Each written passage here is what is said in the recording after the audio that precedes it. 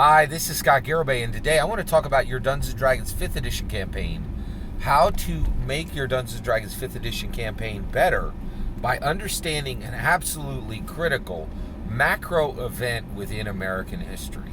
All right, and today we're going to be talking about trust and what trust means in your Dungeons & Dragons game, specifically for your player characters.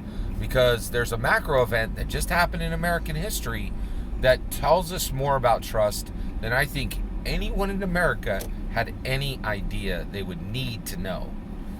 Let's get into it. All right, so my junior high son brought me a fact that absolutely blew my mind.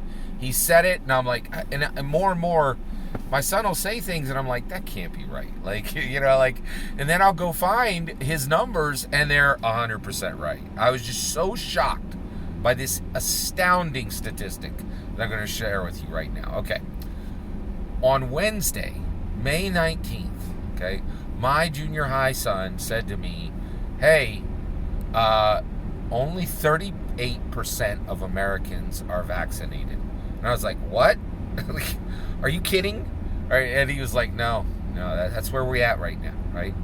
And I was like, I'll tell you right now, I was terrified. Okay, so let me explain where I'm at. I'm fully vaxxed at this point. I've had 2 Pfizer shots, and I'm 2 weeks past my vaccination. I'm fully vaxxed, right? And so I'm a vaxxer, right? I support vaccinations. I got vaccinated. I got vaccinated as soon as I possibly could, right? With reasonable effort, right? By the way, I knew people were just like bending over backwards to get it like as soon as they possibly could. So I think I was vaxxed in my vax journey started in like late April, right? So, all right. And I thought, right, that I was listening to the media, and I thought that we were going to like 90% vax, right? I thought that when I got vaccinated, I was part of the majority, right? What astounds me, right? That number, 38% of Americans are vaxxed, that was found on the official CDC site on Wednesday, May 19th. That is an official CDC number saying 38% of Americans are vaccinated. Now, why is that an absolutely shocking, horrific number, right? Well, here's why, right? In America, the big push is done. Like, we had stadiums filled, right? We had set up in stadiums, set up in convention centers. I got mine in a regular CVS. Millions of people were vaccinated in CVSs all over the country, right? And in drugstores and all these kind of places. But I thought for sure like we were heading toward the only question was going to be where we landed as far as 90% or 95%, right? Like maybe we'd be lucky if 1 in 20 people weren't vaxxed in America. I was like, I had no idea that after the biggest push, and we have arrived in America at a point where everyone who wants the vaccination has access to the vaccination. Everyone, right? And we arrived at a number of 38% after the big push, right? That leaves some terrifying questions. Here's a question. Are we going to have the majority of people in America even vaccinated, right? And I was not worried about this because I was listening to the media, and media was like, and then I was shocked when even weeks ago, the media was like, we're going to try to reach 70%. I said, try to reach 70%? What are you talking about? I assumed we were at 50, 60% already, right? But the reason why the media hasn't put this number out there is it's horrifying. It's absolutely terrifying. And generally the media is, very left, and they very much want, and they're very invested in this current left administration looking successful, right? And when you look at a number of 38% after the big push, that doesn't seem highly successful. It seems not great, right? So how did we land here? How do we land in a world where we're at 38% vaccinated after the big push. And the question will be, even if the majority of Americans choose to be vaccinated. That is shockingly bad, right? Like, how do you hit herd immunity if not even the majority of Americans are vaccinated? Like, this is crazy, right? And we're at a point where now we're moving past the, oh, you want it, you can't get it. Then we're moving to now we've moved to the point where everybody who wants it can get it, right? And now we're moving to the stage of, oh, we really need to drag people to this, right? Now, they can't literally drag them. That's illegal, right? But they have to culturally, like, maneuver, right? And this is going to be rough. This is going to be brutal, right? So how did we land here? How do we land in a world where 3 vaccinations are readily available, in America, and less than 40% of the people even want it after the big push is done, right? It's incredible, right? Well, here you go. Trust. And that's your D&D hook, okay? When you are running your Dungeons & Dragons 5th edition game, what we now learn on the other side of the pandemic vaccination big push is that trust is critical, okay? And trust is layered. So that's how we landed in this world, okay? Basically, in order to be vaccinated, you need to trust that scientists are doing the science well and sharing all the information and being honest. You need to start there. Then you need to trust that the big corporations that are going to distribute the vaccine are going to do it fairly, and you're going to get, that you're literally going to get the vaccine and not something different, not something you didn't expect. And that the vaccine that they got from the scientists is going to be unmodified. It will have the vaccine and nothing will be added or taken away, right? You also need to trust, so you need to trust the scientists, you need to trust the big corps, and you need to trust your government, that the government oversaw all of those other 2 organizations, the scientists and the big corporations, and they did what was necessary and protected the vaccine well and built it well. And that both organizations did that in an ethical manner. So you have to trust the scientists, you have to trust the big corps, you have to trust the government. I do. I got vaccinated. I trust it, right? But now we know many, many, many, many, many people. In fact, right now, the majority of Americans don't trust one of those groups. They either don't trust the government, they don't trust the scientists, or they don't trust the big corps, right? Now, are they crazy? No, unfortunately, they're not, right? There is, tinfoil hat conspiracies, that's a thing. Snowden is not a tinfoil hat conspiracy. Snowden, you can look it up on Wikipedia. He had a tinfoil hat conspiracy reality. What he said was a reality like 10 years ago. 20 years ago was a tinfoil hat conspiracy.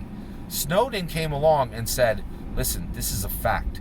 Your government has recorded every single phone call for 10 or 15 years now. You have had a illusion of privacy, okay? That's no longer tinfoil hat conspiracy. That is a tinfoil hat conspiracy that has a big red stamp saying validated on it.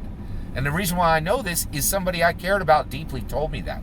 They told me 20 years ago, hey, be careful what you say on your cell phone because it's all recorded. And I looked at him and I'm like, enjoy your tinfoil hat, dude. And then 10 years later, he's like, I told you a decade ago. And now every major legitimate news source is telling you now what I told you then. Right? So these people who are like, I don't trust the scientists, I don't trust the government, I don't trust the big corp, or one of those 3, it's not that crazy, right? Like, basically, they have precedence. They can say, hey, this isn't a tinfoil hat conspiracy. You'll find this on Wikipedia, co-signed by 100 different news sources, right? It's a fact, right? Like, and so the idea that somebody would choose not to trust the scientists, not to trust the big corps, or not to trust the government, we get it now, right? Because, and we get it because it happened, right? So I am a vaxxer. I trust the scientists. I trust the big corps. I trust the government. But because of Snowden, I can't look askance and say you're crazy. We already know that tinfoil hat conspiracy ideas have become reality. So I have incredible sympathy for the people who are very hesitant to get the vaccine, right? I'm not down with them. I don't co-sign with them. I'm vaxxed, right? But I understand, right? So when you roll up on your 5th edition campaign and your player characters come in, first and foremost, you would best instill trust between player characters. I do not allow lone wolves in my game anymore, right? You just joined the party? No, all right? When I start any player character game, in D&D 5th edition, I don't even start in first edition, first level anymore. I'm like, you're level 4, and you guys have adventured for a year together, right? And that means that in half your encounters, one of you will start with inspiration because you know each other and you trust each other. You must instill trust in your player characters between themselves. The next question, when they enter the village, can they trust those village leaders, right? That village is in a province. Can they trust the baron in that province? That province is in a kingdom. Can they trust King's dead? Can they trust the queen? Right? There are layers of trust in your Dungeons & Dragons 5th edition game. Okay? So when you are there, you must turn the trust dials carefully, right? So basically, you want to set up a situation where when they walk into most villages, they can trust the leadership and the merchants and the clergy, right? You don't want a situation where players don't feel safe even in a village, right? Most villages. Yes, you can absolutely have a village that's filled with cultists, right? But that's got to be 1 out of 10, 1 out of 20, 1 out of 50, right? The province, even at the province level, you need trust, right? They need to trust that the baron is going to do them right? And the queen, they need to be able to trust the queen. And once you establish those 3 levels of trust, one, your game world becomes incredibly valuable to your player characters, because there's literally odds that somebody sitting at your Dungeons & Dragons, if you're pulling your players from Americans, the majority of them haven't even been vaxxed, right? So they don't have the luxury of trust in their real lives. You can give them that trust in their Dungeons & Dragons game, and that the only time when they really need to wonder and worry is when they step in the dungeon, right? But their player characters have their back. The village has their back. The province has their back. The queendom has their back, right? The only groups looking to kill them are coming straight out of the monster manual, right? This is a unique, distinct opportunity we have to make the world of our players far more inviting and trustworthy than their IRL world. Quite interesting, right? Where they can have trust. Now, believe it or not, I actually think our IRL world is safer than our D&D world. But looking at the facts, it's very clear to me that most people don't perceive that, right? And reality and perception are 2 very different things. So give your players a sense of peace. Allow them to have trust at the PC level, at the village level, at the province level, at the queendom level. Allow them that trust, because they are clearly not feeling that trust in IRL. So it's something that we can do as Dungeon Masters. Use your Dungeons & Dragons 5e game to give people a sense of trust where the real world clearly has not given them that sense. I think it's important, and it's something we can do, and we should do it. That's my opinion. I'd love to hear your thoughts. Let me know in the comments below what you think. Please consider liking, subscribing, and have a wonderful millennium.